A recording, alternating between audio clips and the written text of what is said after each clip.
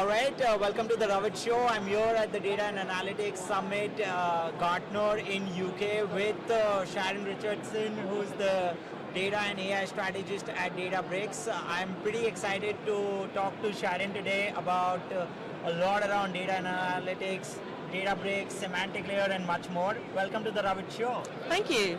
Awesome. Sharon, first of all, why not start with your introduction and then we can talk more about around the data and analytics space.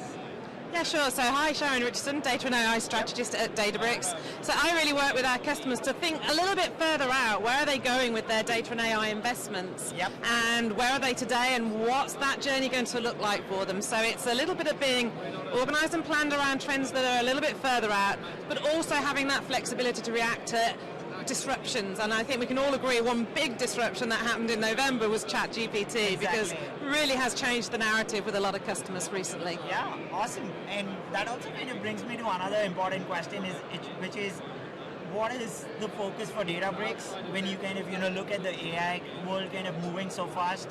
Can you tell us a little about that as well?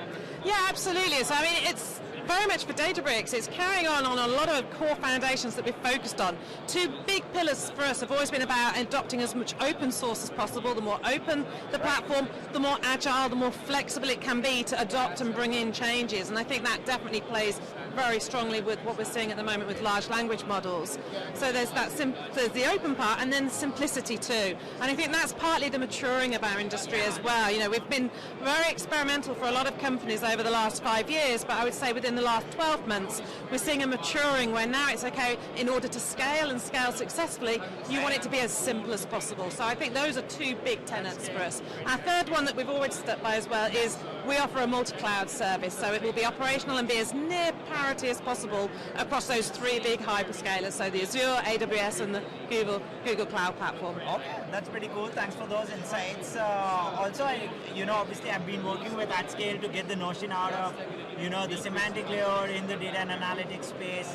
What are your thoughts about that?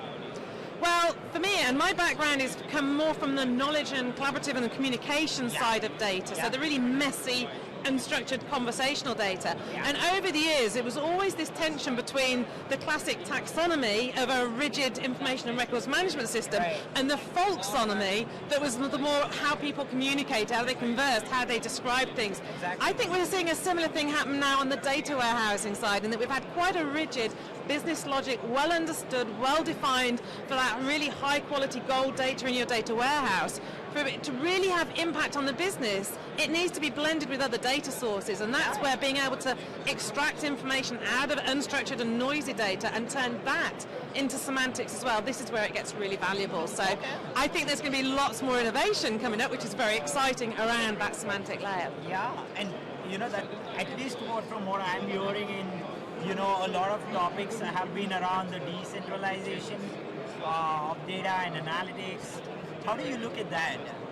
Again, it's similar, it's keeping to a theme in reality, it's part of the maturing. So with any big new technology trend that is ultimately going to lead to a transformation within your business, you will always start initially with a small footprint, typically centralized. And I think what most organizations is, they grow and grow, and then they reach a point that they start to have bottlenecks. And then that's the decision point. Where is all the talent? Where are the people that understand the data, that have ownership for it? And so that's when the concepts such as we hear it as data mesh, but also I think we heard it today here at the Gartner conference where they talked about franchising.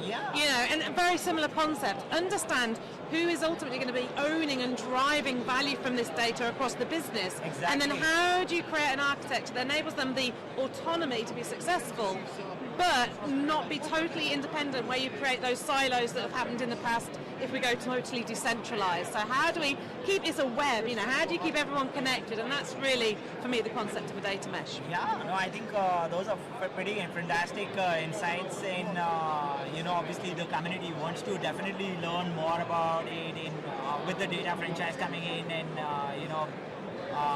it's definitely helping the larger community. So thanks for that. Another quick question in terms of, you also spoke about the cloud. in we've been hearing a term which is FinOps a lot. What are your thoughts about FinOps and how is it helping the cloud industry altogether? Well, again, and I'm going to sound like a broken record, it's partly that maturing is that you go from those initial explorations, but people are very concerned, and rightly so, about understanding what are the operating costs when you move fully into the cloud, which is where many organizations are moving holistically in. How do we price that? What do we expect that cost to be? I think this is not a fully solved problem yet, though, because we need to be careful. If we just look at very simplistic, well, the cloud costs me this much, and I think I can calculate value over here.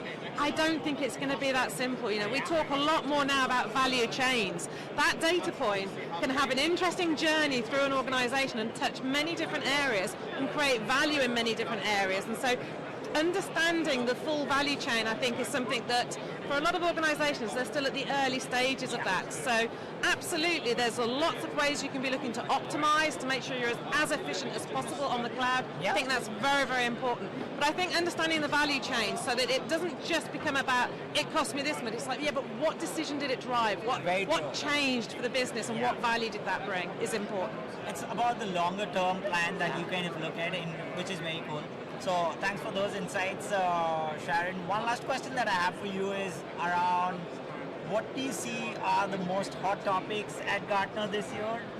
Would you like to tell our audience a little about that? Sure. So one that plays very close to my heart is I love seeing decision intelligence and decision strategies up on the main agenda this year, because it's absolutely critical. And we tend to talk a lot about becoming data-driven as organizations, but it's not as simple as that. Some decisions absolutely are informed by data. But as is covered in earlier sessions today, decisions in a complex environment are not a static, I've made the decision and I can now sit back for the next year and watch it play out. Not at all. It's you're making a decision, and that decision in itself will create data, and then you're looking at, well, what's the impact of the decision, and then do I need to revise it? How does it change direction? So operating in a complex environment, data and decisions are very intertwined, and it's great to see that covered today. So I think linked to that as well, great to see a lot of focus on talent, and I think this is something many organizations are concerned with. How do you attract and retain and keep developing talent? Because we might all be getting very excited about ChatGPT and a lot of automation it may bring, but it's going to bring more roles much, much closer to data and potentially coding of that data in a human language way. So I think the conversation around talent also very important. Yeah, definitely. I think that's a very good point in terms of the talent as well. That kind of brings a lot of insights for our audience. So thanks again, Sharon, for doing this. But one last question for you, for sure, I promise, is if folks want to reach out to you and learn more about the data strategy around the AI, where can they do that? Oh, okay. Well, I'm active on LinkedIn, so by all means, look me up on LinkedIn. Databricks has obviously got a big web presence too. So yeah, through those two channels are always good. Thank you. Awesome. Sounds like a plan. Thank you very much again for visiting the Ravit Show. Okay, thank you. Thank you.